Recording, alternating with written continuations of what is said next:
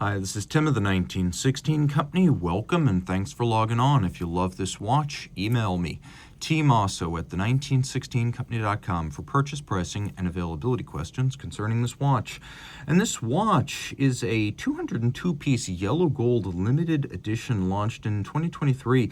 It's the AP Royal Oak Chronograph 1017 ALYX 9SM edition. This refers to the fashion brand created by American Matthew Williams in 2015, and this watch was part of a series of Audemars Piguet watches launched in connection with the brand back in 2023. The timepiece is large and heavy. I measured at 265.79 grams. That's almost 10 ounces and 41 millimeters in diameter. You can see it's 12.6 millimeters thick from lug to lug. It is 51.6, and then from end link to end link, it is 54.3 millimeters. So this is a 41 millimeter watch, but it feels and wears considerably larger. Consider it more like a 43 millimeter round watch, and you get a better sense of how it fits. Now, it wears nicely on my wrist, but this is probably close to the limit of what's possible. If your wrist is flat across the top like mine, perhaps a 15 centimeter circumference wrist could wear this, but at 16 you can see we're nearing the edge of what's possible. The lugs, however, do angle downward, so they mitigate some of the fit issues.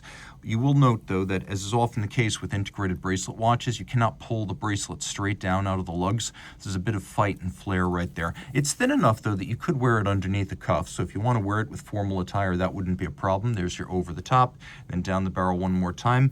Gerald Genta designed the original Royal Oak back in 1972, and the idea was to integrate the case, the lugs, and the bracelet into one long, elegant sweep, like a bracelet designed for the jewelry trade rather than a watch. It was a bracelet that just happened to have a watch attached.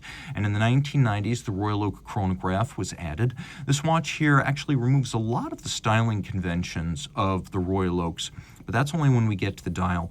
When you look externally, all of the fine finish and the exquisite detailing you expect of a Royal Oak is present and correct. Satin, polish, sharp breaks between those surfaces, curves, creases, and then the solidity of a bracelet that's fixed to the case using screws and bars for security. You can see we have removable links that are fixed in place using screws. There's quite a few of them.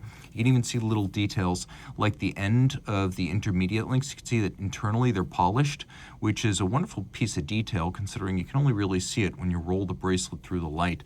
The clasp is pretty robust. You can see it's a sequential close, one before the other, twin trigger release, so when you pull the triggers down, it'll pop open, but you have to push both of them down, and it's a secure thing made of thick gauge gold, so it feels secure enough to be on a sports watch, which this is, truth be told, albeit a very elegant one. Now, it does have a screw-down crown with 50 meters water-resistant rating. A screw-down crown is sufficient for surface swimming. These are actually just shoulders for the chronograph pushers. You can see how I don't actually have to screw them in or out to operate the chronograph. On previous generations of the Royal Oak chronograph, they were screw-downs. Here they are not. And it's, again, not necessary to make this a swimmable watch. It's the primary crown that matters most. Taking a look at the dial, you can see there's not a lot of lume, though there is some. And then we have a Royal Oak rounded octagonal bezel inspired by a vintage diving helmet. And it features a little bit of satin, then there's this polished facet, and then there's this vertical satin finish on the top. And again, it was inspired by a vintage diving helmet, the kind of diving suit where you would be connected to a man operating a pump up on the surface. We have little hexagonal recessed white gold bolts, and they are bolts on the bezel. You can see the same hexagonal form on the crown as well as the shoulders for the chronograph pushers. Now, this is a flyback chronograph, which means reset and restart without first stopping. It is a vertical clutch too, which means the engagement is without any jump, stagger, or secondary motion. And if you wish, you can leave the chronograph running full time without any hazard, wear, or tear to the watch. The other thing that's important to note, it is a column wheel chronograph, and the AP in-house caliper 4409 has a super sharp and positive column wheel feel. Taking another look at the features involved, of course, we don't have a date here, so it's a very clean dial. We don't have sub-registers either, or any kind of calibrations. There you can see the stop seconds function engaged when we pull out the crown. 1017 ALYX 9SM, and then we have our chronograph hours, minutes, and then down at the bottom, running seconds. Now, normally on a Royal Oak, you'll have a hobnail dial. You'll have a lot of other things, including calibrations for the time and a date. You don't have that here. This is a very clean look. It's designed to be minimal. And as you can see, the inner bezel is polished, so it handsomely reflects light onto a dial that also includes a metallized, or I should say full gold, Audemars Piguet logo. The hands are also gold, so they won't tarnish or oxidize. Now you turn it over, you can see that the case back is also custom. So we've got a rotor that is 1017 ALYX 9SM, a few little technical statistics relating to that rotor. You can also see that the center of the rotor is a rounded off octagon, and that's another Royal Oak reference. The movement is 32 millimeters in diameter, 4 hertz, 70-hour power reserve, ceramic bearings for efficiency, 40 joules.